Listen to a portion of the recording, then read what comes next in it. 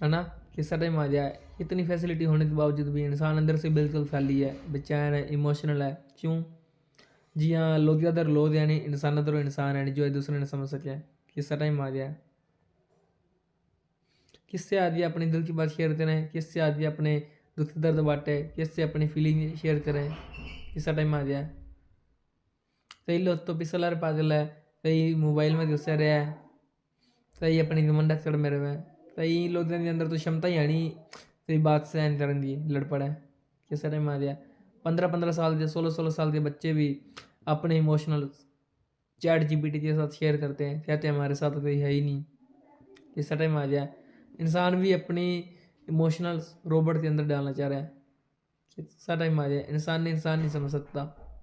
किस टाइम आ गया क्यों?